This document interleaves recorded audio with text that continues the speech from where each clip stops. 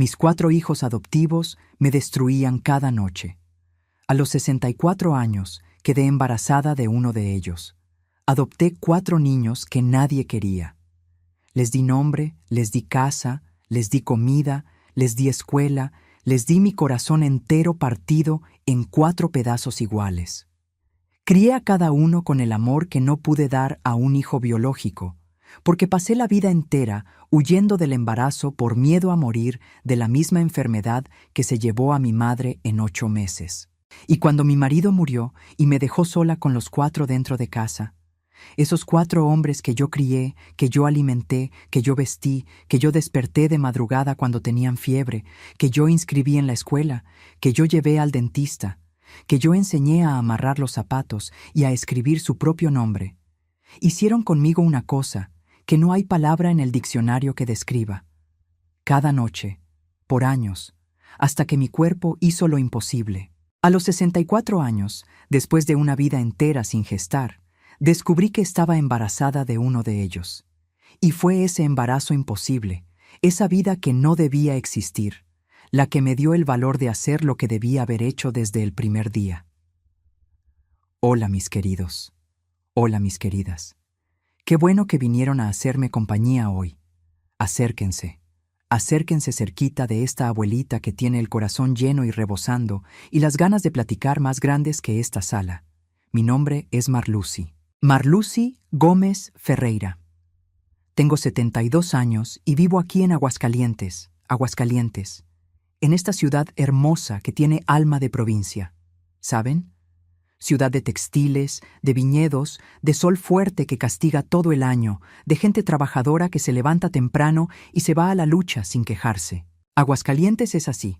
Parece metrópoli por el tamaño, pero cuando uno entra a los barrios, a las callejitas más tranquilas, todavía tiene ese airecito de ciudad de provincia mexicana, con panadería en la esquina, vecino que da los buenos días, perro durmiendo en la banqueta. Vivo en el barrio Las Arboledas, en una casita de 2 recámaras con un jardinito de rosas al frente, que es mi orgullo. Casita bonita, chiquitita, pero es mía. Es mi pedacito de paz después de todo lo que pasó en mi vida. Me encontraron aquí en la sala, sentada en mi sillón de terciopelo verde. Este sillón era de mi madre, ¿ven? Lo traje de Tulancingo cuando mi mamá falleció y nunca más lo solté. El terciopelo ya está medio gastado en los brazos de tanto sentarme y apoyar el codo. Pero no lo cambio por ningún sillón nuevo del mundo. Este sillón tiene olor a mamá. Tiene memoria. Y es aquí, en este sillón, que estoy ahora puliendo la platería que heredé de ella. ¿Ven este juego de charolas aquí en la mesita de centro? Es plata legítima, vino de Tulancingo, de una familia de origen vasco que se estableció en Hidalgo en los años 40. Mi mamá era descendiente de vascos, nació en Tulancingo, ciudad de las flores, y trajo este juego de platería como parte del ajuar cuando se casó con mi papá aquí en Aguascalientes. Son 6 piezas, 2 charolas grandes, ovaladas, con detalles de hoja de vid en los bordes, 2 charolas más chicas, redonditas, que sirven de plato para pastel, una azucarera con tapa y cucharita y una mantequillera con esa base que encaja perfectito. Cada semana sin falta saco todo de la vitrina, paso ese trapo suavecito con limón y bicarbonato, receta de mi mamá, tallo despacito, con paciencia, hasta que cada pieza brilla como espejo. Y después las pongo de vuelta en su lugar, cada una en su rinconcito, arregladitas, alineadas. Mi mamá hacía esto todos los viernes. Decía que platería guardada, sin cuidado se oscurece, pierde el brillo, crea esa capa negra que parece óxido, pero no es. Y yo estoy de acuerdo con ella, no solo para la platería, para la vida también. La vida de uno se oscurece cuando uno la guarda sin cuidar. Y la mía se oscureció mucho, mis queridos. Se oscureció de una manera que pensé que nunca más iba a ver el brillo de nada. Esta vitrina aquí a mi lado es una pieza antigua de madera maciza, con vidrio en las puertas y espejo en el fondo que multiplica todo.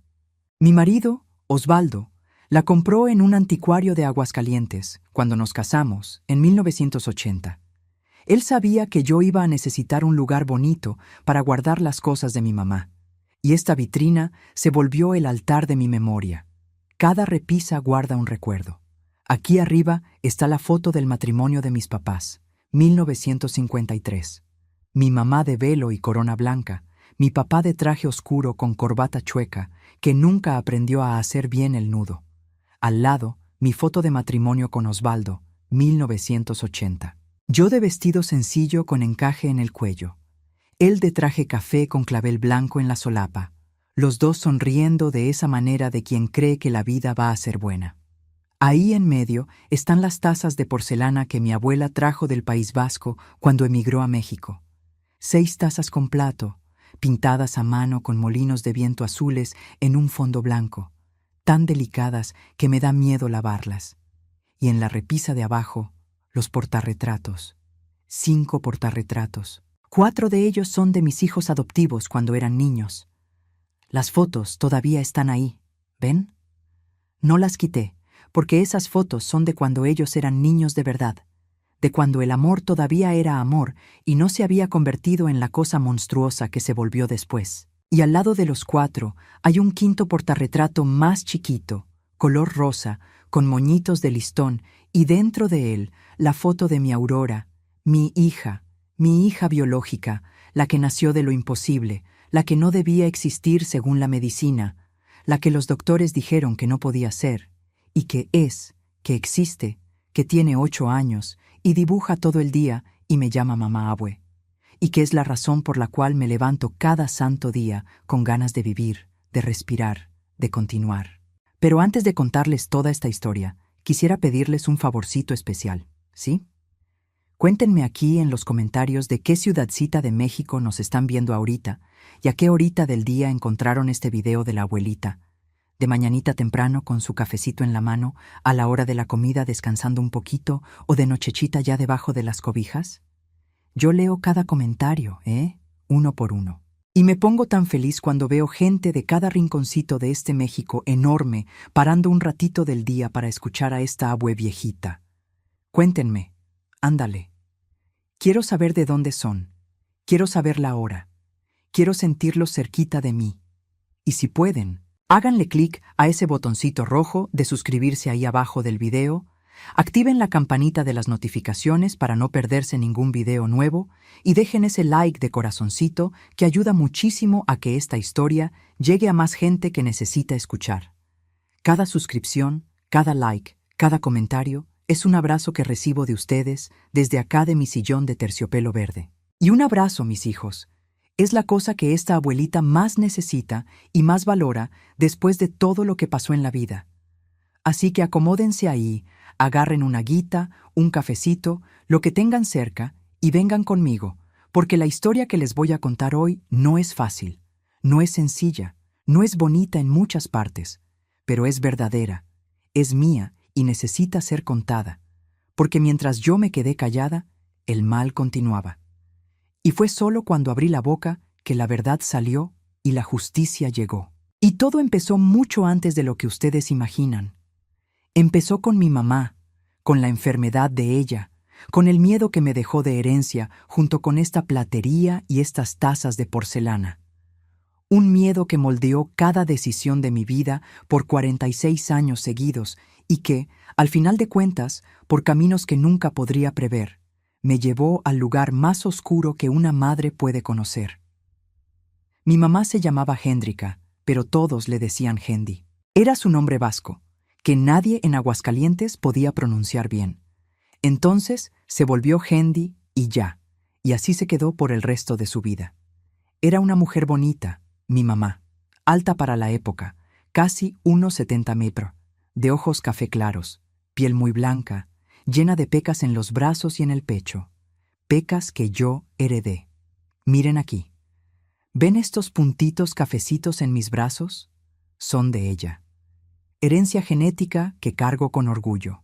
Cabello castaño claro, ondulado, que siempre se lo amarraba en un chongo bajo con pasadores negros. Manos largas, dedos finos, manos de quien trabajaba, pero que tenían una elegancia natural. Hablaba español con un acento vasco que nunca perdió, aunque vivió 30 años en México. Cambiaba algunas letras. A veces engrosaba las vocales de una manera chistosa que yo adoraba escuchar. y hacía las mejores rosas de azúcar que existían en este mundo. Rosas moldeadas en azúcar cristal de colores. Una receta que trajo de Tulancingo y que hacía cada Semana Santa para adornar la mesa. Rosas rosas, amarillas, rojas, blancas. Yo me quedaba hipnotizada, viéndola hacerlas, derritiendo el azúcar a fuego bajito, vaciándola en los moldes de lata, esperando a que se enfriara para desmoldar con cuidado. Cada rosa era una obra de arte, y yo pensaba, mi mamá transforma azúcar en flor. Mi mamá hace magia. Mi mamá murió en 1975. Yo tenía 18 años recién cumplidos. Ella tenía 47. Murió de cáncer de ovario. Un cáncer que llegó sin aviso, sin pedir permiso, sin dar chance de preparación. El diagnóstico llegó en marzo. La muerte llegó en noviembre. 8 meses. Y en esos 8 meses yo vi a mi mamá, esa mujer alta de ojos café, que hacía rosas de azúcar y cantaba canciones vascas mientras cocinaba, transformarse en otra persona. La vi perder el cabello castaño ondulado, pelo por pelo, después mechones que quedaban en la almohada por la mañana y que yo recogía a escondidas para que ella no viera. La vi adelgazar hasta que los huesos de la clavícula saltaban para afuera de la piel, como ramas secas. La vi ponerse tan débil que no podía levantar la cuchara de la sopa. Vi el café de sus ojos perder el brillo, como si alguien hubiera apagado la luz de adentro. La vi llorar de dolor de madrugada cuando creía que yo estaba dormida. Pero yo no dormía. Yo me quedaba ahí, del otro lado de la pared delgadita de nuestra casa, con la almohada apretada contra el pecho, los ojos abiertos en la oscuridad, oyendo a mi mamá sufrir y sintiendo la cosa más terrible que una hija puede sentir. La impotencia de no poder hacer nada para aliviar el dolor de quien te dio la vida. Ella murió en el Hospital General de Aguascalientes, en la cama número 7 del área de oncología. Me acuerdo del número de la cama, porque conté los azulejos blancos de la pared a su lado durante 8 meses y la cama estaba en la 7ª posición desde la puerta. Yo estaba a su lado en el momento final, agarrándole la mano, y ella apretó mi mano con una fuerza que no creí que una persona en ese estado pudiera tener. Apretó como quien no quiere soltar, como quien está agarrando la vida por la mano de la hija. Y después la fuerza se fue, los dedos aflojaron y ella se fue. Después del entierro, la doctora oncóloga que cuidó a mi mamá me llamó para platicar. Era la doctora Elena, una mujer seria, cabello canoso, amarrado en un chongo apretado, lentes gruesos de armazón dorado. Me dijo una cosa que se me quedó pegada en la cabeza, como hierro caliente se pega en el cuero del toro. Dijo que el tipo de cáncer que mi mamá tuvo tenía un componente hereditario fuerte, que yo, como hija, necesitaba hacerme chequeos rigurosos toda la vida y que si yo quedaba embarazada, los cambios hormonales del embarazo podrían acelerar el desarrollo de células enfermas. En mi caso, podrían. No que iban a pasar, con certeza. Podrían. Era una posibilidad, no una sentencia. Pero para una mujer de 18 años, que acababa de ver a su mamá consumirse y morir en 8 meses, que todavía sentía en los dedos la fuerza de esa mano apretando por última vez, que todavía oía en la memoria los gemidos de dolor de madrugada, podrían, era lo mismo que van a pasar. No había diferencia, no había matiz. Era una certeza absoluta en mi cabeza de 18 años, destruida por el dolor. Y decidí ese día ahí en el pasillo del hospital, con el olor a desinfectante y la luz fluorescente parpadeando y el ruido de camillas pasando, que nunca iba a quedar embarazada. Nunca. Porque quedar embarazada podía matarme de la misma manera que mató a mi mamá. Y yo había visto cómo era morir de esa manera. Había visto cada detalle. Y yo no iba a morir así, de ninguna manera. Esa decisión, mis queridos, moldeó toda mi vida. Cada elección, cada camino, cada puerta que abrí y cada puerta que cerré en los siguientes 46 años tuvo esa decisión como punto de partida. Y fue por eso que adopté 4 niños. Y fue por esos 4 niños que conocí el infierno. Pero les voy a contar despacito desde el principio para que entiendan bien cómo fue que las cosas se fueron acomodando hasta dar en lo que dieron. Mi infancia en Aguascalientes fue buena, sencilla, humilde en muchas cosas, pero buena. Buena de la manera que la infancia tiene que ser, con juegos, con patio, con guayabas del árbol y con mamá en la cocina. Mi papá, don Jerónimo, era empleado de una maquiladora textil, la más grande de la región en ese tiempo. Trabajaba en la parte administrativa, cuidaba la nómina de los obreros, no era jefe, no era gerente. Era un empleado común que salía de casa todos los días a las 6 de la mañana con pantalón de lino beige y camisa social blanca. Tenía 5 camisas blancas iguales que mi mamá lavaba y planchaba con plancha de carbón cada sábado por la mañana. Sombrero de palma en la cabeza cuando el sol estaba fuerte y regresaba a las 6 de la tarde todos los días, sin falta, sin retraso, sin quejarse. Hombre de pocas palabras, mi papá. No era de abrazar, de besar, de decir te amo. Era de esos hombres que demostraban amor por el trabajo, por la presencia, por el sustento. Nunca faltó comida en casa, nunca dormí con hambre, nunca llegué a la escuela sin lunch. Y en esa época, para mucha gente, eso ya era amor suficiente. Hoy yo sé que había más formas de amar, pero en ese tiempo, los hombres eran así y uno no cuestionaba. Mi mamá se quedaba en casa. Cuidaba de mí y de mi hermano mayor, Adriano, que era 3 años mayor que yo. Hendy cocinaba comida mexicana, pero siempre con ese toque vasco que nunca perdió. Hacía arroz y frijoles todos los días, como cualquier ama de casa mexicana, pero en Navidad hacía panchineta, que son unas empanaditas dulces vascas rellenas de crema y cerezas, que quedaban doraditas por fuera y suavecitas por dentro, espolvoreadas con azúcar glas. En Semana Santa, además de las rosas de azúcar, hacía un pastel que llamaba mamia, que era como un flan vasco con leche cuajada y miel que perfumaba toda la casa. Y yo me quedaba sentada en la cocina solo para sentir ese olor que me hacía agua la boca. Y siempre, siempre, todo el día, había café fresco pasado en la cafetera de peltre, esa cafetera azul que silbaba cuando el agua hervía. Mi mamá decía que el café de cafetera era la única cosa que los mexicanos hacían mejor que los vascos. Y adoptó esa costumbre en el primer mes que pisó México y nunca más la soltó. Vivíamos en una casa buena de ladrillo, 3 recámaras, sala con ventana grande que daba a la calle, cocina espaciosa con estufa de gas. Mi papá insistió en estufa de gas porque creía que estufa de leña era cosa de rancho, y patio grande con un árbol de guayabas enorme que daba guayabas rosadas toda la temporada. Guayabas dulces de pulpa rosada que escurría jugo por la barbilla cuando uno las mordía. Yo y Adriano vivíamos en ese patio. Jugábamos fútbol con pelota de calcetines cuando no había pelota de verdad. Nos subíamos al árbol de guayabas hasta la rama más alta y nos quedábamos ahí arriba, viendo la calle, sintiendo el viento caliente de Aguascalientes que venía cargado de olor a mezquite quemado en la época de secas.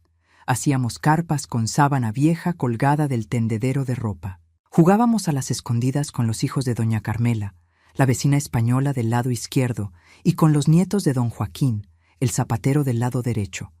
También estaba el lavadero en el fondo del patio, de cemento grueso con llave de bronce que rechinaba cuando se abría.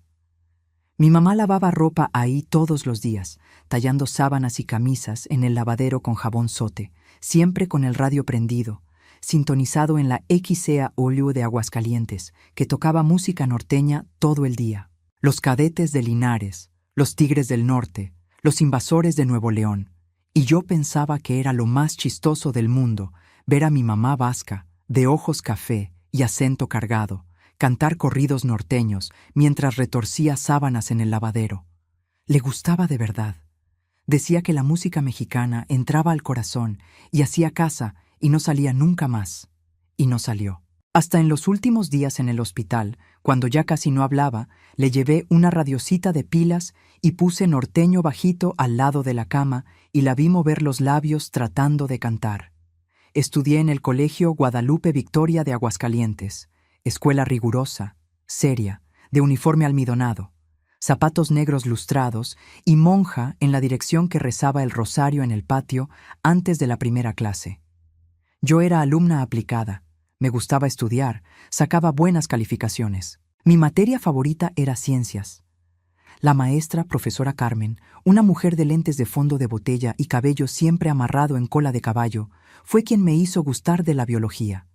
Explicaba el cuerpo humano con una pasión que contagiaba.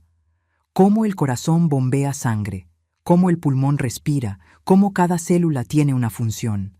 Yo lo encontraba fascinante. Lo encontraba bonito, cómo el cuerpo era una máquina perfecta. Ironía, ¿verdad, mis queridos? La mujer que más amó la biología fue la mujer que más le tuvo miedo a su propio cuerpo. Mi hermano Adriano era mi compañero de todo. 3 años mayor, más alto, cabello cortado al cepillo, rodilla siempre raspada de tanto subirse a los árboles y caerse de la bici. Me protegía en la escuela, peleaba con quien me molestara, caminaba conmigo en la calle, me enseñaba a andar en bicicleta en el asfalto de nuestra calle, agarrando el asiento por atrás hasta que yo ganara equilibrio. Adriano quería ser ingeniero. Vivía desarmando radios, relojes, ventiladores, todo lo que tuviera tornillos. Él lo desarmaba para ver cómo funcionaba por dentro. Mi papá veía las piezas regadas en el piso de la sala y movía la cabeza, pero en el fondo tenía orgullo. Y cuando llegó el momento, Adriano se fue a Guadalajara a estudiar ingeniería en la UDG. Y yo me quedé con mis papás, me quedé con las guayabas, me quedé con el olor a café en la cafetera de peltre y los corridos en el radio. Los domingos íbamos a misa de 8 en la Catedral de Aguascalientes, ahí en el centro. Misa con padre de sotana, incienso, campanas tocando. Después de misa, mi papá nos llevaba a la panadería La Espiga, que estaba en la esquina del Jardín de San Marcos, y compraba bolillo calientito, pan de dulce recién horneado y 1 litro de leche en botella de vidrio. Regresábamos a casa caminando, yo cargando la bolsa del pan con cuidado para no aplastarlo, Adriano equilibrando el litro de leche en la cabeza para demostrar que podía sin derramarlo, mi papá adelante con las manos en las bolsas del pantalón y mi mamá a su lado, el brazo entrelazado con el de él, sonriendo de esa manera callada que tenía. Eran mañanas buenas, mañanas sencillas, mañanas con olor a pan caliente y café fresco y sol de domingo. Mañanas que guardé en un rinconcito profundo del pecho y que me sostuvieron en los años más oscuros de mi vida, cuando necesitaba recordar que las cosas buenas existían. Teníamos buenos vecinos en esa calle. Doña Carmela, española de Valencia, que hacía paella en el brasero de la cocina y siempre mandaba un plato enorme para nosotros, con arroz amarillo, mariscos y pollo. Don Joaquín, zapatero que tenía el taller en la cochera de su casa, que arreglaba zapatos todo el día y contaba chistes a todo el que pasaba en la banqueta y se reía de su propio chiste antes de terminar. Doña Lucía, que criaba gallinas en el fondo del patio y cada semana traía 1 docena de huevos de rancho para mi mamá, envueltos en un trapo de cocina de cuadritos. Aguascalientes, en los años 60, era así. Ciudad que estaba creciendo, que se estaba volviendo importante por las maquiladoras y la industria textil, pero en los barrios todavía tenía cara de provincia. Todo el mundo se conocía por el nombre, por el apodo, por el oficio. Todo el mundo se ayudaba. Si faltaba azúcar, se le pedía al vecino. Si llovía fuerte y la calle se inundaba, todos salían de sus casas con escobas para barrer el agua juntos. Era comunidad de verdad, gente que se importaba. Y en ese ambiente de patio y guayabas, de misa el domingo y café de peltre, yo crecí creyendo que la vida era gentil, que las personas eran buenas, que el amor protegía de todo. Y no podía saber que la enfermedad silenciosa dentro de mi mamá iba a cambiar todo, iba a transformar no solo su vida, sino la mía, iba a transformarme en una mujer con miedo de vivir. Y ese miedo, mis queridos, fue la raíz de todo lo que vino después. Cuando mi mamá se enfermó en marzo del 75, yo estaba terminando la prepa. Dejé la escuela. No lo pensé 2 veces. Mi papá necesitaba trabajar. Adriano estaba en Guadalajara cursando el último año de ingeniería y quedé yo para cuidar a mi mamá. Solo yo. Acababa de cumplir 18 años y de repente la vida me sacó del salón de clases y me puso en un cuarto de hospital. fueron 8 meses de cuidado total. Yo le daba baño con cuidado, con delicadeza, sosteniendo ese cuerpo que se iba poniendo cada vez más ligero, más frágil, como si los huesos fueran hechos de ramitas. Cambiaba las sábanas todos los días porque ella sudaba mucho por la medicina. Preparaba caldo aguado de verduras licuadas, porque ya no podía tragar nada sólido. La llevaba al hospital 2 veces por semana para quimioterapia. En ese camión de la línea municipal que brincaba mucho en los topes y ella se mareaba en el camino, sosteniendo una bolsa de plástico en el regazo. Y cada noche, antes de dormir, me sentaba en la orilla de su cama, le agarraba la mano y me quedaba ahí quieta, solo agarrándola. Y ella apretaba, apretaba fuerte, como si mi mano fuera el ancla que le impedía ser llevada. Después que mi mamá murió y la doctora Elena habló esas palabras sobre el riesgo hereditario, tomé mi decisión, firme, definitiva, inamovible, nunca quedar embarazada. Y cumplí. Tomé anticonceptivos de los 18 a los 52 años, sin fallar un solo día. Cuando entré a la menopausia, pensé que podía relajarme, pero el miedo no se relajó. El miedo nunca duerme. Y por precaución, aunque ya en menopausia, me hice la salpingoclasia. Porque en mi cabeza la precaución nunca era de más. Porque el fantasma de mi mamá muriendo en esa cama de hospital nunca salió de dentro de mí. Estaba ahí pegado como las pecas en el brazo. Herencia que no se quita con ningún jabón. Conocí a Osvaldo en 1978, 3 años después de la muerte de mi mamá. Yo tenía 21 años, él tenía 36. Nos conocimos en una kermes de la Catedral de Aguascalientes en junio, fiesta de San Juan. La plaza estaba adornada con banderitas de colores, fogata prendida en medio, puestos de comida y de juegos alrededor, música norteña tocando en las bocinas. Osvaldo estaba en el puesto de la pesca, tratando de pescar un pescadito de plástico con una varita de carrizo chueca y riéndose de sí mismo porque no podía. Hombre grandote, de mano gruesa, que no podía pescar un pez de mentiras. Pasé cerca, vi la escena y me reí. Me reí fuerte, sin querer. Él me miró con esa sonrisa abierta de quien no tiene maldad en el cuerpo y dijo: «Señorita, ayúdeme aquí, que este pez me está ganando». Y lo ayudé. Me acerqué al puesto, agarré la varita y pesqué el pez en el primer intento. Él abrió los ojos grandes y dijo: «Ya, ahora le debo una». Y me pagó con un algodón de azúcar rosa que compró en el puesto de al lado. Ese algodón de azúcar que se derretía en la boca y se pegaba en los dedos y en la nariz. Y nos quedamos ahí platicando, riéndonos, comiendo algodón de azúcar mientras la música norteña tocaba y los niños corrían entre los puestos. Y esa noche sentí, por primera vez desde la muerte de mi mamá, que tal vez la vida podía ser buena otra vez. Osvaldo era empleado público. Trabajaba en el ayuntamiento de Aguascalientes, en el área de catastro. Pasaba el día entero sellando documentos, archivando carpetas, atendiendo al contribuyente en la ventanilla. Hombre tranquilo, de voz mansa, que nunca alzaba el tono a nadie.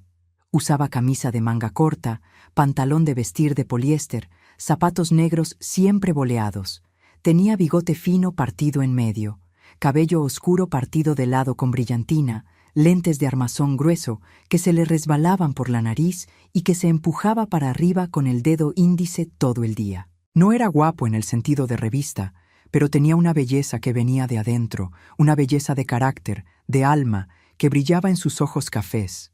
Ojos tranquilos, ojos de hombre que no tiene prisa y no tiene miedo y no tiene maldad. Noviamos 2 años, noviazgo derecho, de visita en la sala con mi papá vigilando, de paseo en el jardín el domingo, de nieve en la nevería de la calle Galeana. Y antes de casarnos, me senté frente a él, en la mesa de una cafetería del centro, y le conté todo. Le conté de mi mamá, le conté del cáncer, le conté del miedo que vivía dentro de mí como inquilino que no paga renta y no se va. Le conté de la decisión. Le dije, viéndolo a los ojos, sin pestañear: «Osvaldo, no quiero quedar embarazada nunca. Nunca en la vida. Si tú quieres hijo biológico, es mejor que no te cases conmigo. Busca otra mujer, porque no voy a cambiar de opinión, ni hoy, ni dentro de 10 años, ni nunca». Él se quedó en silencio, Me miró por un tiempo que pareció una hora, pero debe haber sido 1 minuto, y dijo con esa voz mansa de él: «Marlucy, yo te quiero a ti. Hijos, les damos una vuelta». Nos casamos en 1980, boda sencilla en la Catedral de Aguascalientes, misa a las 10 de la mañana, comida en casa de mis suegros con arroz, frijoles charros, pollo asado y pastel de naranja. Mi papá estaba ahí, serio como siempre, de traje oscuro y corbata chueca. La misma dificultad con corbata de la foto de boda de mi mamá. Pero vi que se limpió una lágrima cuando pasé por el pasillo de brazo con él. Adriano vino de Guadalajara, ya graduado de ingeniería, ya novio de una muchacha tapatía llamada Sandra. Mi mamá no estaba, pero llevé una de las charolas de plata de ella en la mesa del pastel, para que estuviera ahí de alguna manera, para que participara, para que su plata brillara en mi día. La vuelta que Osvaldo encontró para que tuviéramos hijos sin que yo quedara embarazada fue la adopción, y acepté con el corazón abierto. Más que aceptar, quise con una fuerza que venía del hoyo que el miedo al cáncer había cavado dentro de mí.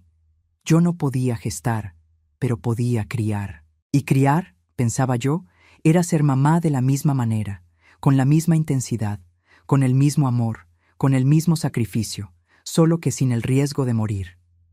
En 1994, cuando yo tenía 37 años y Osvaldo 52, fuimos al DIF municipal de Aguascalientes.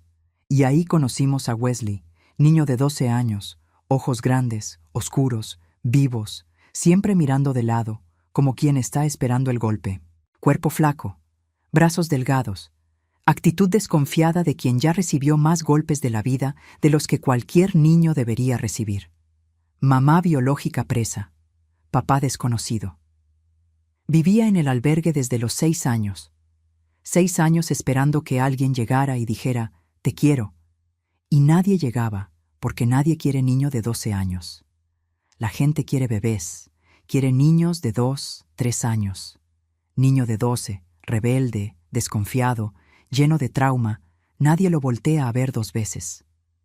Yo lo volteé a ver. Y cuando vi a ese niño, pasó una cosa dentro de mí que no esperaba y que nunca voy a poder explicar bien. Una cosa que ningún miedo, ninguna decisión racional, ninguna salpingoclasia podía impedir.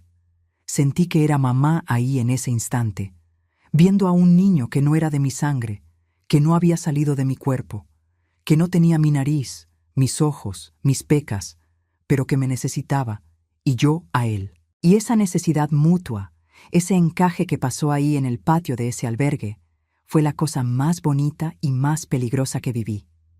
Bonita porque era amor puro. Peligrosa porque pensé que amor puro bastaba para todo. Y no basta. Trajimos a Wesley a casa. Le di recámara, le di ropa nueva, le di comida casera, le di nombre. Wesley Ferreira Braga, mi hijo. Y dejé mi empleo en el ayuntamiento. Trabajaba en el mismo edificio que Osvaldo, en el área de archivo, y me quedé en casa. Mamá de tiempo completo, cocinando, lavando, planchando, llevándolo a la escuela en la mañana y recogiéndolo en la tarde, ayudando con la tarea de noche en la mesa de la cocina, preparando lonchera con jugo de naranja y bolillo con mantequilla. 2 años después, en 96, adoptamos a Rafael. 10 años, mismo albergue, niño cerrado como caja fuerte, callado como sombra, que no veía a los ojos de nadie y no dejaba que nadie lo tocara sin que trabara el cuerpo entero. Mamá biológica presa por narcotráfico, papá desconocido. En 98 llegó Douglas, 10 años, de un albergue diferente en Zacatecas, abandonado en la maternidad al nacer. 10 años de albergue. 10 años sin papá, sin mamá, sin nadie que lo llamara suyo. Niño ansioso, que se mordía las uñas hasta sangrar y tenía pesadillas cada noche y despertaba gritando. Y en el 2000 llegó Tiago, 10 años, albergue de Aguascalientes, mamá biológica fallecida, abuela materna que dijo que no podía criarlo, niño callado, obediente de más, que hacía todo perfectito y nunca daba problemas. Pero yo sabía ahí en el fondo que esa obediencia exagerada no era tranquilidad, era miedo. Miedo de equivocarse y ser devuelto. Miedo de dar lata y perder a la mamá otra vez. Porque niño adoptado carga dentro de sí un miedo que niño biológico no conoce. El miedo de no ser suficiente. El miedo de que si no es perfecto, va a ser mandado de regreso. Va a perder todo otra vez. 4 niños, todos grandes, todos que nadie quería. Y yo los quise a todos, porque cada niño que traía del albergue a casa era una victoria contra el miedo, contra el cáncer que me robó a mi mamá y me robó el valor de gestar. Yo no podía tener hijo de mi cuerpo, pero podía salvar a los hijos que el mundo había tirado. Y los salvé. O creí que los había salvado. Osvaldo fue el mejor papá que esos niños podían tener. Hombre presente, paciente, que no alzaba la voz. Ayudaba con la tarea de escuela, sentado en la mesa de la cocina, con paciencia de santo, explicando cuentas de matemáticas por 5ª vez, sin irritarse. Llevaba a los niños a la cancha a jugar fútbol el sábado por la mañana. Les enseñaba a arreglar cosas en casa, cambiar un foco, apretar un tornillo, destapar la tarja. Se sentaba al lado de Tiago cada noche a leerle un cuento antes de dormir, porque Tiago, el más chico, le tenía miedo a la oscuridad. Los niños crecieron, y crecieron con dificultades. Wesley fue el más difícil en la adolescencia. Peleaba en la escuela, respondía feo, probaba todos los límites posibles cada santo día. Rafael siguió cerrado, no hablaba de sus sentimientos, no abrazaba, no dejaba que nadie se acercara de verdad. Douglas tenía ansiedad severa, crisis de pánico, pesadillas casi todas las noches. Se mordía las uñas hasta sangrar y después se mordía la piel alrededor. Y Tiago seguía obediente de más, callado de más, bueno de más, de una manera que me daba un apretón en el pecho, porque yo sabía que nadie es así de bueno, por voluntad propia. Era supervivencia. Yo amé a los 4 con todo lo que tenía dentro de mí. Todo. Cada gota de amor que no pude dar a un hijo biológico, se la di a ellos, multiplicado por 4. Cada abrazo, cada pastel de cumpleaños con velitas y las mañanitas cantadas. Cada noche despierta cuando uno de ellos tenía fiebre. Cada inscripción de escuela, cada uniforme comprado, cada cuaderno nuevo, cada consulta de dentista, cada Navidad con regalo debajo del árbol, cada Semana Santa con huevo de chocolate. Yo fui mamá. Fui mamá con letra mayúscula, con todo lo que la palabra significa. Y pensé que bastaba. Pensé que amor curaba trauma, que el regazo arreglaba el abandono, que cariño, rutina, comida caliente y buena escuela llenaban los hoyos que tenían dentro del pecho. Pero no los llenaron. La psicóloga me dijo después, mucho tiempo después, cuando ya era demasiado tarde para arreglar: Doña Marlucy, amor no cura trauma. Amor ayuda, amor sostiene, pero trauma necesita tratamiento profesional. Necesita terapia seria, continua, con profesional especializado. Y sus hijos nunca hicieron terapia de verdad. Y tenía razón. Nunca los puse en terapia, porque en mi cabeza mamá resolvía todo. Mamá era hospital, escuela, psicóloga y padre, todo junto. Mamá curaba con regazo y con caldo y con abrazo apretado. Y estaba redondamente equivocada. Equivocada de una manera que me costó la cosa más preciosa que tenía: mi dignidad. Osvaldo empezó a sentir dolores en el 2008. Dolor en la espalda que no pasaba, cansancio que no mejoraba con descanso, dificultad para orinar. Hombre de 66 años que le tenía pavor al doctor, que creía que hombre no podía mostrar debilidad, que no pisaba un urólogo hacía más de 10 años. Cuando finalmente se dio y fue, porque el dolor ya no lo dejaba dormir, ya era tarde. Cáncer de próstata, avanzado, con metástasis en los huesos. Mis queridos, ¿pueden imaginar lo que sentí cuando escuché esa palabra? Cáncer. Otra vez. No en mi cuerpo, pero en el cuerpo del hombre que dormía a mi lado cada noche hacía casi 30 años. El mismo tipo de enfermedad, el mismo tipo de sentencia, la misma destrucción lenta que ya había visto una vez y que ahora iba a ver otra vez. El tratamiento duró 2 años. Quimioterapia, radioterapia, cirugía, más quimioterapia. Y vi en Osvaldo lo que había visto en mi mamá. Lo vi adelgazar hasta que la ropa le quedaba grande de más. Vi el cabello caerse. Vi la fuerza irse. Lo vi ponerse tan débil que necesitaba que lo ayudara a ir al baño. Vi en sus ojos la misma cosa que vi en los ojos de mi mamá 20 y tantos años antes. La lucha entre querer quedarse y no poder aguantar. Y otra vez, yo estaba ahí al lado de la cama, agarrando la mano. Otra vez. Osvaldo murió en julio del 2010 en casa, en nuestra cama. Pidió morir en casa, no en el hospital. Dijo que quería irse en el lugar donde fue feliz. Y fue. Murió agarrando mi mano, apretando con esa fuerza que ya conocía, la misma fuerza de mi mamá, la fuerza de quien se está agarrando a la vida por la mano de quien ama. Y después los dedos aflojaron y se fue. Igualito. Cuando Osvaldo murió, me quedé sola con 4 hijos hombres dentro de casa. Tenía 53 años, viuda. Wesley con 28, Rafael con 24, Douglas con 22, Tiago con 20. Ninguno se había ido de casa, ninguno tenía empleo fijo. Wesley hacía chambitas de albañil aquí y allá. Rafael era repartidor de farmacia. Douglas no hacía nada, pasaba el día acostado. Tiago estaba en el 3er año de ingeniería en una universidad privada, el único que parecía haber encontrado un rumbo. La pensión de Osvaldo era casi 5,000 pesos al mes, más mi pensión. Regresé a trabajar en el ayuntamiento después que los niños crecieron y me pensioné en el 2005. En total, entraban casi 8,000 al mes en casa. Para Aguascalientes daba para vivir con comodidad. Y los 4 lo sabían. Sabían exactamente cuánto entraba. Sabían que yo pagaba todo. Renta no había porque la casa era propia, pero agua, luz, gas, súper, ropa, todo era yo. Y cuando Osvaldo murió, el único hombre de la casa, la única voz que ellos obedecían, la única autoridad que mantenía la estructura de pie, el equilibrio que todavía existía se desmoronó como casa de termitas cuando se patea. El cambio fue gradual. Fue como agua entrando por la rendija despacito, silenciosa. Y cuando uno se da cuenta, ya inundó todo. Primero fue el respeto que desapareció. Cosas pequeñas, un tono de voz más alto, una respuesta atravesada, una mirada que ya no tenía cariño, solo exigencia. Después fue el dinero.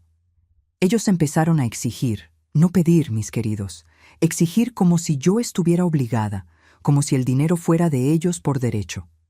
Dinero para salir de noche, dinero para comprar ropa de marca, dinero para alcohol. Wesley tomaba cerveza cada noche, después pasó al mezcal. Rafael tomaba escondido en su cuarto, solo.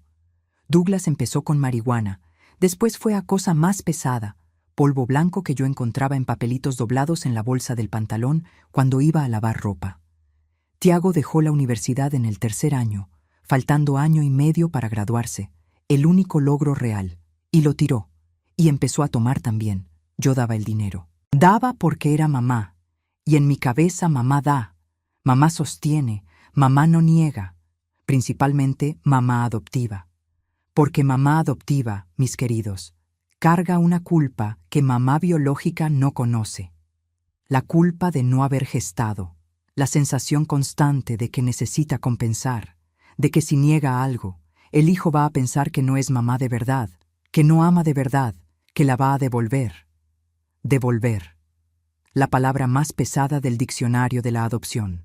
Y los 4 aprendieron a usar esa palabra como arma, como cuchillo, como veneno. Cuando yo trataba de negar algo, cuando le decía no a Wesley que quería $200 para salir el fin de semana, él decía, si usted fuera mi mamá de verdad, no me negaría. De verdad. 2 palabras, 7 letras cada una. Y esas 2 palabras juntas cortaban más hondo que cualquier cosa en el mundo. Porque yo había pasado 20 años tratando de demostrar que era mamá de verdad. 20 años de pastel de cumpleaños, de noches sin dormir, de citas médicas, de tarea de escuela, de abrazos, de te amo. y una frase de 7 segundos deshacía 20 años de esfuerzo.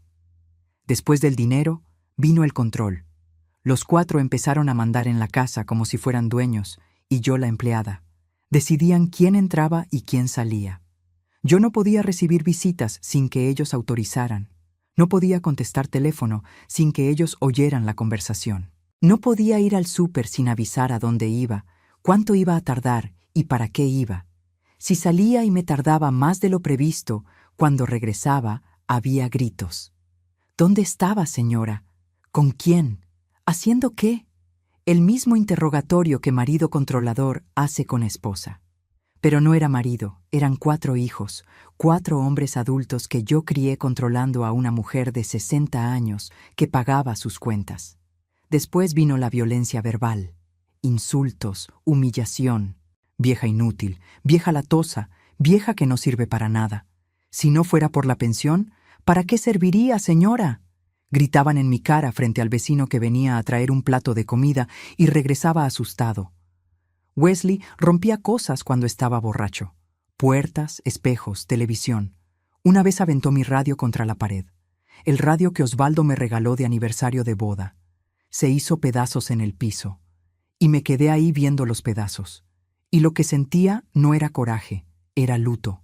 Luto por cada pedazo de cosa buena que iban destruyendo dentro y fuera de mí. Rafael le daba puñetazos a la pared cuando lo contrariaban, y la pared del pasillo quedó llena de hoyos que yo tapaba con pasta cuando ellos salían. Douglas amenazaba: «Si no me da el dinero, la quiebro, señora». Y yo sabía que era capaz, porque Douglas, cuando estaba bajo el efecto de lo que usaba, tenía los ojos de vidrio, sin alma, sin reconocimiento. Me veía y no veía mamá, veía obstáculo. Después vino la violencia de verdad. La primera cachetada fue de Wesley en el 2015. Le negué $200.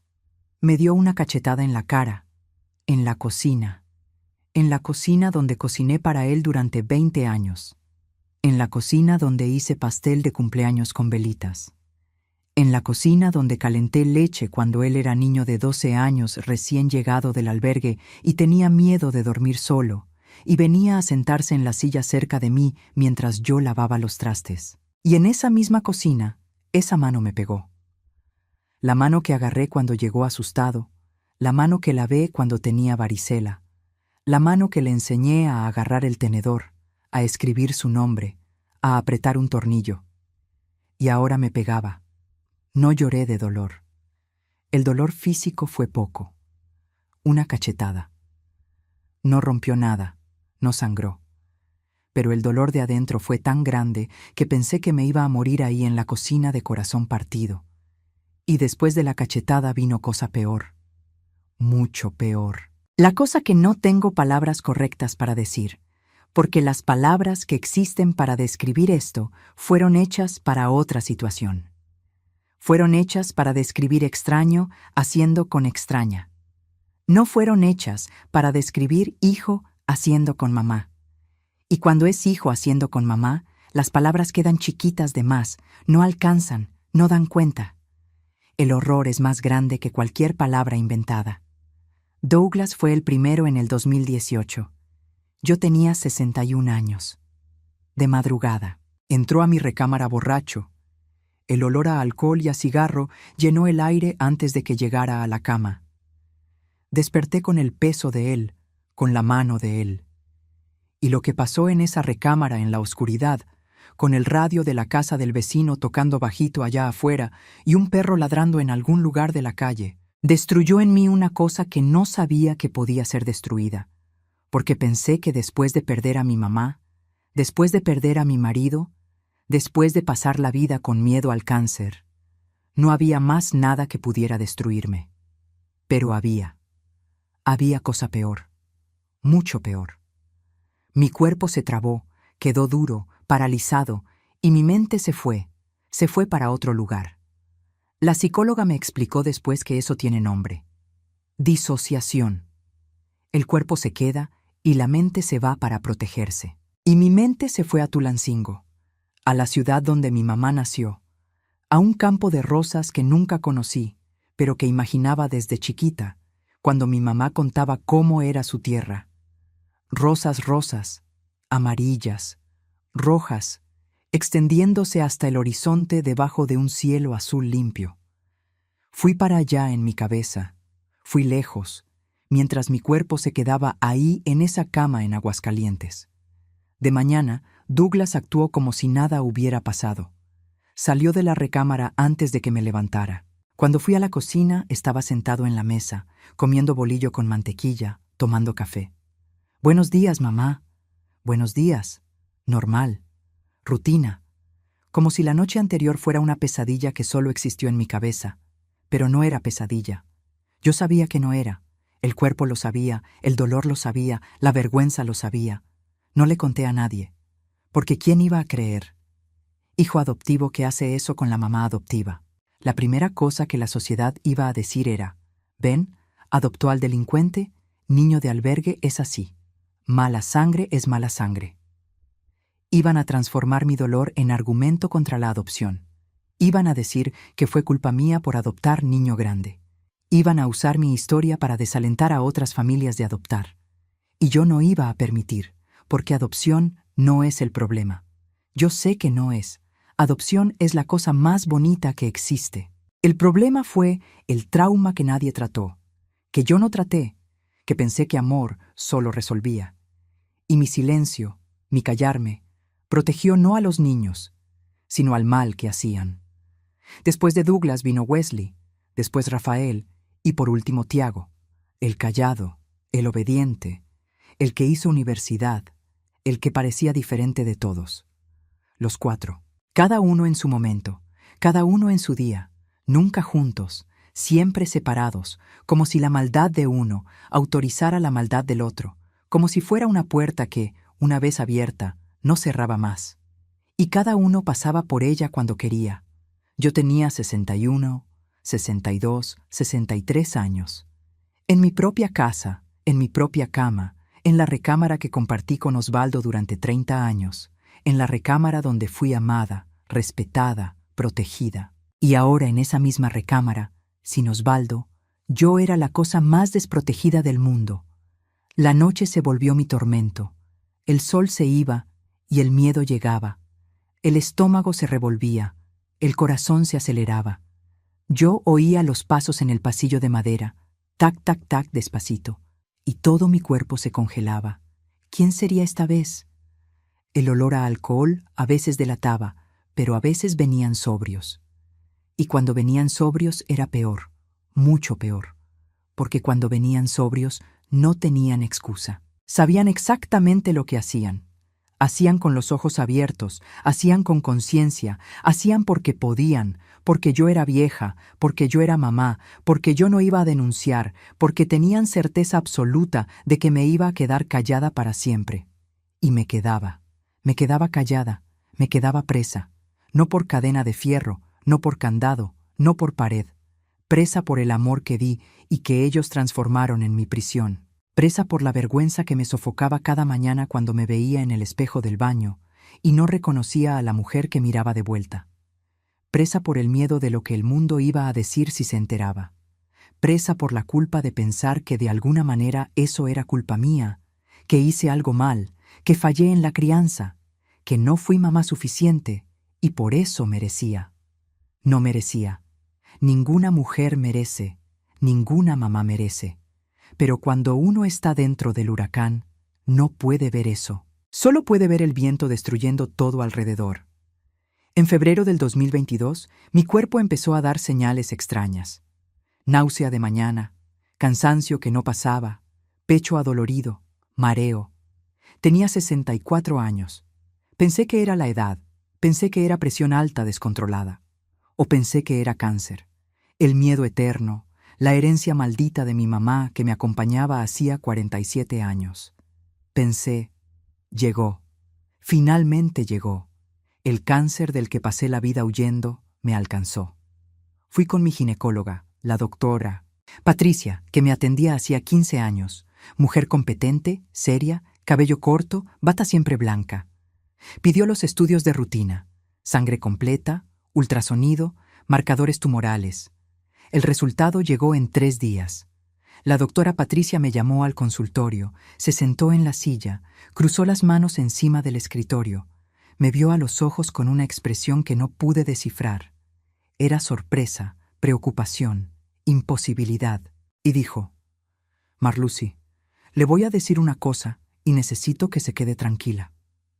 ¿Es cáncer, doctora? No, no es cáncer. ¿Entonces qué es? Está embarazada. Silencio. El reloj de pared del consultorio haciendo tic-tac, el aire acondicionado zumbando, el sonido amortiguado del tráfico de la calle allá afuera, y la palabra embarazada flotando entre nosotras dos como un globo que nadie sabe si agarrar o dejar ir. Doctora, tengo 64 años. Lo sé. Estoy en la menopausia hace 12 años. Lo sé. Pero el ultrasonido muestra un embrión de aproximadamente 8 semanas con latido cardíaco activo. Pero me hice salpingoclasia, doctora. Me vio, se quitó los lentes, se talló los ojos y dijo: Marlucy, la salpingoclasia puede revertirse espontáneamente, es rarísimo, pero las trompas pueden recanalizarse naturalmente, especialmente en mujeres con cambios hormonales en su rango de edad.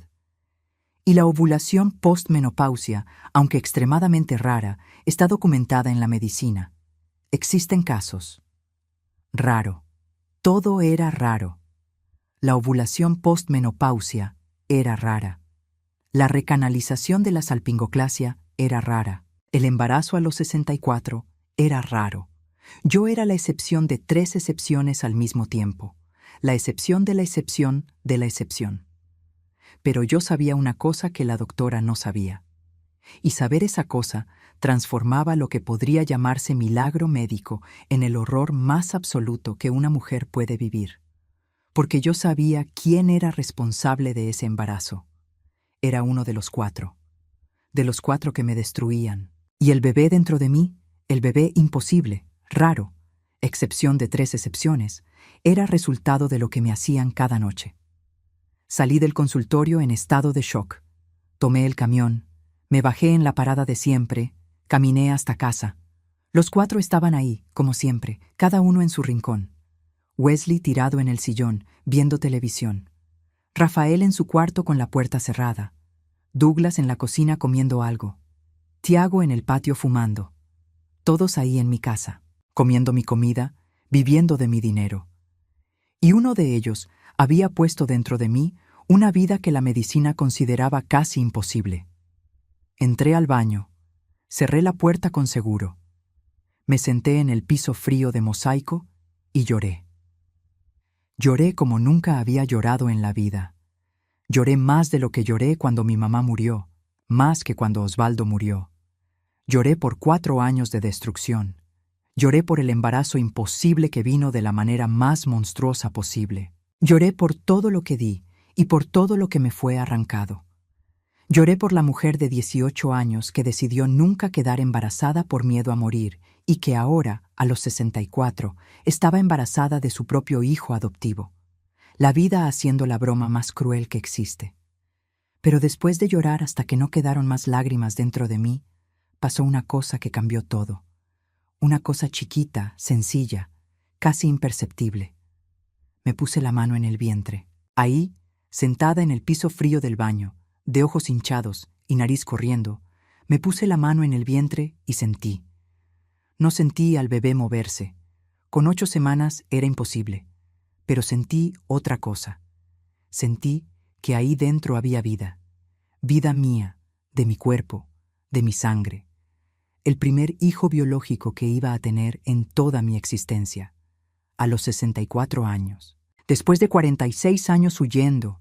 Después de tomar anticonceptivos por 34 años. Después de hacerme la salpingoclasia.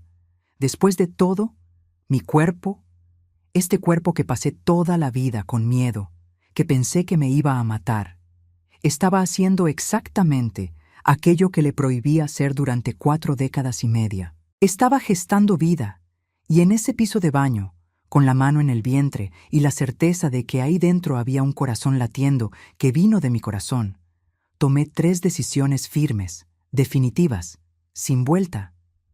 Primera, iba a tener a ese bebé, No por religión, no por moral, no por obligación, porque ese bebé era mío, de mi cuerpo, de mi sangre biológica. El hecho de haber venido de la violencia no cambiaba el hecho de que era mío, y lo iba a tener. Segunda, me iba de esa casa con el bebé en el vientre, lejos de los 4. Tercera, iba a denunciar. Iba a abrir la boca, iba a hablar, iba a contar todo, aunque el mundo entero me juzgara, aunque dijeran que adopté mal, que fue culpa mía, que merecía. Iba a hablar, porque ya no era solo por mí, era por el bebé, por la vida dentro de mí, que no había pedido existir, pero que existía y que merecía un mundo sin esos 4 hombres cerca. Al día siguiente, de mañana temprano, antes de que los 4 despertaran, salí de casa por la puerta de atrás, tomé el camión y fui al Ministerio Público especializado en violencia de género de Aguascalientes. Entré, me senté frente a la agente, una mujer llamada Lick, Andrea, morena, cabello amarrado, ojos firmes, y conté todo. Los 4 años, los 4 hijos, lo que me hacían cada noche, y el embarazo. La agente escuchó. Su rostro se fue endureciendo frase a frase, como cera que se enfría y se vuelve piedra. Cuando dije que estaba embarazada, dejó de escribir, soltó la pluma encima del escritorio, me vio y preguntó: ¿Cuál de los 4? Dije que no sabía. Podía ser cualquiera. Me explicó que cuando el bebé naciera, harían un estudio de ADN para identificar y que aún así los 4 responderían, porque los 4 lo hicieron. Usted es considerada vulnerable ante la ley, doña Marlucy, dijo. Persona adulta mayor siendo violentada por quienes viven en la misma casa. Los 4 van a responder. Levantó las órdenes de aprehensión. Los 4 fueron detenidos el mismo día en mi casa, en la casa que pagué con 30 años de trabajo y con la pensión de mi marido muerto. Wesley trató de brincar la barda del patio. Los policías lo agarraron antes de llegar a la calle. Rafael se quedó parado, mudo, sin decir una palabra, como si la voz se le hubiera evaporado. Douglas lloró. Lloró fuerte, de rodillas en el piso de la cocina. Mamá, perdón. Mamá estaba borracho. Mamá, perdón. Como si la borrachera justificara, como si el mezcal fuera excusa para destruir a la mujer que te dio nombre, casa, comida y amor durante 20 y tantos años. Y Tiago, el callado, el obediente, el que hizo universidad, me vio en la puerta de la sala, con los policías atrás de él, con las esposas listas, y dijo con una calma helada que me erizó la piel: nadie le va a creer a una vieja, nadie le va a creer a una vieja. 7 palabras. La frase de quien tiene certeza que el mundo es de los hombres, que mamá adoptiva de 64 años, embarazada, es historia que nadie se traga, que vieja es invisible, que vieja no tiene voz. Estaba equivocado, muy equivocado. El embarazo fue de altísimo riesgo. 64 años, hipertensión arterial, diabetes gestacional que apareció en el 3er mes, riesgo de preeclampsia, cuerpo que no fue hecho para gestar a esa edad. La doctora Patricia me acompañó semana a semana, a veces 2 veces por semana, monitoreando todo. Reposo absoluto a partir del 5.º mes. Internación en el Hospital General de Aguascalientes en el 8.º mes. El mismo hospital donde mi mamá murió de cáncer en el 75, el mismo edificio, el mismo olor a desinfectante y alcohol. La vida haciendo el círculo completo. Solo que esta vez no estaba ahí por la muerte, estaba por la vida. Y esa diferencia hacía que el pasillo entero pareciera diferente. El mismo pasillo, el mismo azulejo, el mismo olor, pero con significado opuesto. Mi hija nació en octubre del 2022, cesárea programada, prematura de 34 semanas, 2.1 kilos, chiquita, roja, arrugada, frágil como pajarito que cayó del nido, pero viva. Lloró en cuanto nació. Llanto fuerte, de pulmón abierto, de bebé que llegó y quiere quedarse. Cuando la enfermera la puso en mi pecho, piel con piel, como hacen ahora, el cuerpecito caliente y chiquitito de mi hija acostado en mi pecho de 64 años, entendí una cosa que me tardé toda la vida en entender. El miedo al cáncer me robó aquello. 46 años de miedo me robaron esa sensación. Ese peso ligero, ese calor de vida nueva, esa respiración cortita, rápida, haciendo que mi pecho subiera y bajara en su ritmo. Ese olor a bebé recién nacido, que no se parece a ningún otro olor del mundo. Esa cosa que no tiene nombre en el diccionario, pero que toda mamá que dio a luz conoce. La primera vez que el hijo se acuesta en el pecho de la mamá. Yo lo tuve a los 64, atrasado 46 años, viniendo del horror más profundo. Pero lo tuve. Y lloré. Esta vez era llanto diferente de todos los otros llantos de mi vida. No era llanto de dolor, no era de miedo, no era de alivio. Era llanto de inicio, de cosa naciendo, de página volteándose, de vida nueva. Llanto de inicio, mis queridos, la cosa más bonita que existe. Le puse Aurora, porque Aurora es lo que viene después de la noche más oscura, y mi noche había sido la más oscura que existe. El estudio de ADN se hizo cuando Aurora tenía un mes de vida. El resultado confirmó. El padre biológico era Douglas, el tercer hijo adoptivo, el que usaba drogas, el que lloró de rodillas en el piso, pidiendo perdón cuando la policía llegó. Los 4 fueron juzgados en el 2023. Tribunal de Justicia de Aguascalientes. Los 4 juntos en el mismo juicio. Acusación. Delito contra persona vulnerable de forma continuada. Yo declaré con Aurora en brazos 8 meses de vida. Entré al tribunal con mi hija biológica en el brazo izquierdo y la verdad en la boca. Y le conté al jurado, 5 mujeres y 2 hombres, todo lo que los 4 me hicieron. Con voz firme, sin temblar, sin llorar, porque ya había llorado todas las lágrimas que existían dentro de mí. No quedaba ninguna más. Quedaba solo verdad. Y verdad no necesita lágrima. Verdad se sostiene sola. Los 4 abogados de defensa intentaron la misma estrategia. Argumentaron que mamá adoptiva no es mamá de verdad, que el vínculo entre nosotros no era biológico, que la relación de mamá e hijo era, en sus palabras, artificial y que, por lo tanto, la acusación no se sostenía de la forma como fue planteada. El fiscal destruyó el argumento en 3 frases que guardé en la memoria y que voy a repetir aquí porque merecen ser oídas. Dijo que mamá es quien cría, que la ley mexicana reconoce la adopción plena como vínculo idéntico al biológico, sin distinción, y que la defensa presentada era moralmente repugnante y jurídicamente nula. El jurado condenó a los 4. Unanimidad. 7-0, sin un solo voto de absolución. Wesley, 18 años. Rafael, 16 años. Douglas, 20 años, con agravante por la paternidad confirmada por ADN. Tiago, 15 años. El mismo Tiago que dijo que nadie le iba a creer a una vieja. Cuando el juez leyó la sentencia, Aurora estaba dormida en mi regazo. Dormida en paz, ajena a todo. Bebé de 8 meses que no sabía del juicio, no sabía de los delitos, no sabía que el hombre siendo condenado a 20 años ahí enfrente estaba biológicamente ligado a ella. No sabía nada del horror. Solo sabía del pecho de mamá, del calor, del olor, y dormía en paz. Y la vi durmiendo y pensé, ¿es por esto? ¿Es por este sueño tranquilo? ¿Es por esta paz en su carita? Es por esto que abrí la boca, para que ella pueda dormir en paz por el resto de su vida. Hoy Aurora tiene 8 años. Es una niña sana, inteligente, llena de vida. Va a la escuela cada mañana con mochilita rosa en la espalda y lonchera de Frozen en la mano. Saca buenas calificaciones, le gusta dibujar. Dibuja todo el día.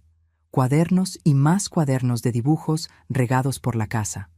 Dibuja animalitos, flores, casas con jardín, familias. Siempre una mujer grande y una niña de la mano. Tiene cabello castaño, lacio, cortado a la altura del hombro, ojos claros tirando a miel, sonrisa grande que muestra los dientes de leche que todavía están cambiando. ¿Parecida a mí?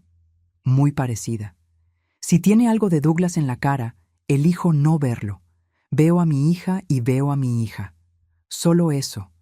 Mi hija. Ella no sabe nada. No sabe de la adopción de los hermanos. No sabe de lo que me pasó. No sabe quién es el papá biológico. Sabe que tiene mamá. Y sabe que la mamá es viejita.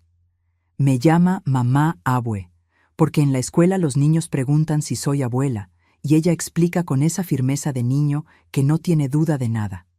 No, ella es mi mamá abue. Mamá de 72 años con hija de 8. El mundo lo encuentra extraño. Yo lo encuentro milagro. Mi día hoy es sencillo y bonito.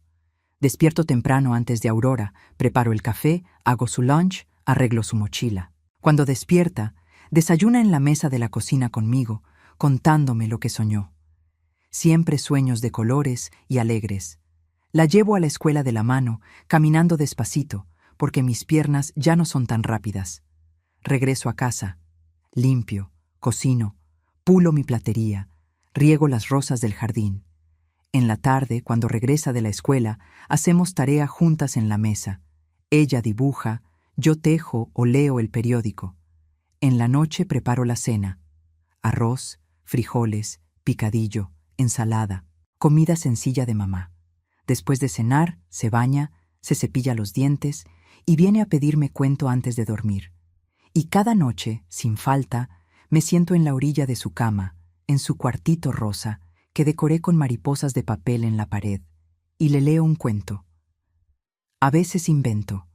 Invento historias de princesas que viven en campos de rosas en Hidalgo, y ella se duerme acurrucada en la almohada, de ojos cerrados, con esa sonrisa de niña que está en paz. Y antes de dormir, siempre, se acurruca en mi pecho, en el mismo pecho donde se acostó con 2.1 kilos de vida, y dice, «Te amo, mamá abue». Y la aprieto en mis brazos con cuidado para no apretar de más y digo, «Te amo, mi hija». Y esa frase, mis queridos, mi hija a los 72 años es biológica, es de sangre, es de mi cuerpo. El cuerpo que pasé la vida con miedo, el cuerpo que pensé que me iba a matar, y que al final me dio la única cosa que siempre quise y nunca tuve valor de buscar, una hija. La psicóloga que me acompaña me preguntó una vez en el consultorio, con esa voz cuidadosa de quien está pisando terreno minado, «Doña Marlucy, ¿cómo puede amar a Aurora sabiendo cómo fue concebida?» Y dije sin dudar, «Doctora, usted planta rosas. ¿Sabe de dónde viene el abono? Viene de estiércol, de podredumbre, de cosa muerta y descompuesta. Y la rosa nace igual, linda, roja, perfumada. La rosa no sabe que vino del estiércol. Ella solo sabe que es rosa. Aurora es mi rosa y yo soy el jardín. Y es verdad, Aurora es mi rosa. Nació del peor abono que existe, pero nació y es linda. Y es mía. Nunca tuve cáncer. 72 años y nunca lo tuve. El miedo que me impidió quedar embarazada por 46 años era miedo de algo que nunca pasó. Nunca. Dejé de vivir por miedo a morir. Pasé 4 décadas y media huyendo de una enfermedad que nunca llegó. Y cuando la vida finalmente llegó, llegó de la manera más chueca, más imposible, más dolorosa que podía llegar. Llegó sí misma, de donde no debía venir, y floreció donde nadie esperaba. Igual que rosa en el estiércol. Igual que aurora después de la noche más oscura que existe. Y ahora, mis queridos y mis queridas, quiero hablarles directamente a ustedes, a cada persona que me está escuchando ahora, de cualquier rinconcito de México o del mundo. Si ustedes son mamás adoptivas o papás adoptivos, quiero decirles una cosa importante. Adopción es el acto más bonito que un ser humano puede hacer. Es agarrar a un niño que el mundo rechazó y decir, yo te escojo. Es amor en la forma más pura que existe. No dejen que mi historia manche la belleza de la adopción. Lo que me pasó, no pasó porque adopté. Pasó porque pensé que amor solo curaba trauma. Y no cura. Amor ayuda. Amor sostiene. Amor es esencial. Pero trauma necesita tratamiento profesional, necesita psicólogo, terapeuta, gente especializada. Si ustedes adoptaron o están pensando en adoptar, no cometan mi error. Busquen acompañamiento desde el primer día. No esperen a que el problema aparezca para correr. Prevengan, cuiden, traten. Amor con acompañamiento profesional. Sí, amor solo, pensando que mamá resuelve todo, no. Y si ustedes son personas adultas mayores que están sufriendo dentro de su propia casa, que están siendo maltratadas, humilladas, controladas, destruidas por hijos, por nietos, por nueras, por yernos, por quien sea, quiero decirles una cosa que me tardé 4 años en entender, pero que ahora digo, con toda la certeza de mi corazón, de 72 años. Denuncien. No se queden calladas. No se queden callados. No protejan a quien les está haciendo daño. No tengan vergüenza. La vergüenza es de quien hace el mal, no de quien sufre el mal. Cuando finalmente abrí la boca, me senté en ese ministerio público y conté la verdad. La justicia llegó. Tardó, pero llegó. Y llegó con fuerza. 7-0. Unanimidad.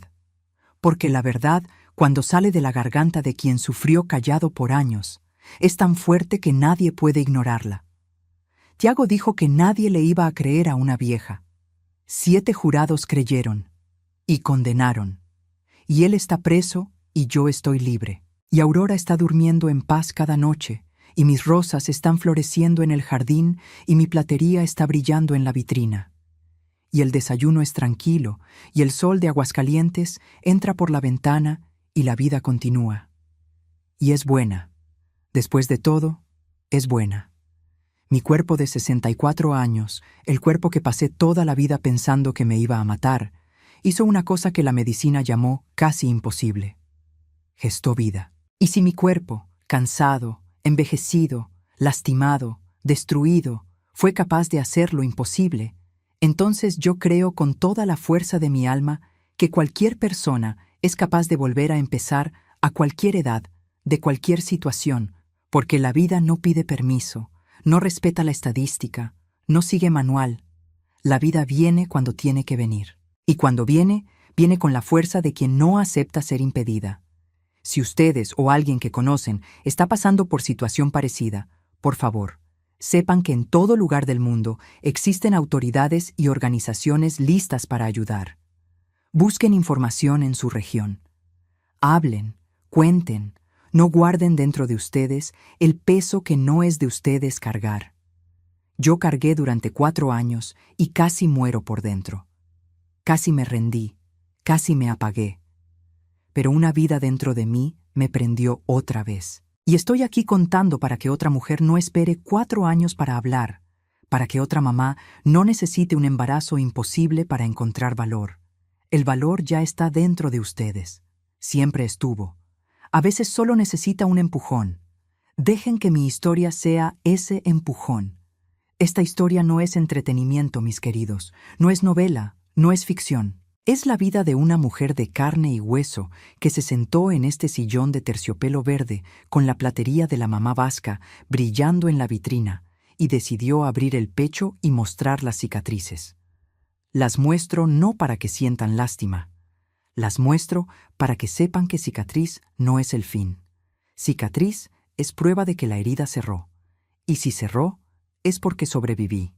Y si sobreviví, ustedes también sobreviven. Esta historia es concientización, es prevención. Es una abue diciéndole a otra mujer del otro lado de la pantalla: te veo, te escucho, sé lo que es y hay salida. Yo soy la prueba viva de que hay salida. Y ahora, mis queridos, la petición final de esta abue. Si esta historia tocó su corazón, si los hizo pararse a pensar, si los hizo abrazar a alguien más fuerte hoy, los necesito. Háganle clic a ese botoncito rojo de suscribirse, activen la campanita de las notificaciones para no perderse ningún video nuevo y dejen ese like de corazoncito, porque cada like, cada suscripción, ayuda a que esta historia viaje más lejos y alcance a más gente que necesita escuchar. Y para quien se quedó hasta el final, para quien escuchó cada palabra de esta abue hasta ahora, les pido una cosa especial. Escriban en los comentarios la palabra Aurora. Solo esa palabra. Aurora. Para que yo sepa que se quedaron, para que yo sepa que la historia de mi hija, de mi Rosa, de mi razón de vivir, llegó a su corazón. Escriban a Aurora y cuéntenme de qué ciudadcita nos están viendo y a qué horita del día encontraron este video. De mañanita, de tarde, de nochechita. Yo leo cada comentario, cada uno, con el corazón abierto y los ojos llenos de gratitud. Háganlo ahora. No esperen ni un minutito más, porque cada comentario es un abrazo que recibo. Y un abrazo, mis hijos, es la cosa que esta abue más valora en el mundo después de todo lo que pasó. Un beso enorme, apretado de esos de abuela que no quiere soltar, en el corazón de cada uno de ustedes. De la abue Marlucy, desde Aguascalientes, sentada en el sillón de terciopelo verde de la mamá vasca, con la platería brillando en la vitrina y Aurora dibujando en la mesa de la cocina, con todo el amor de este corazón que ya fue destruido pedazo por pedazo, que ya sangró por dentro de una manera que nadie veía, que ya pensó que no iba a aguantar ni un día más, pero que ahora late más fuerte que nunca. Late por mí, late por Aurora, late por cada mujer que está escuchando esto y pensando, ¿será que puedo salir de esto? Puedes, mi hija.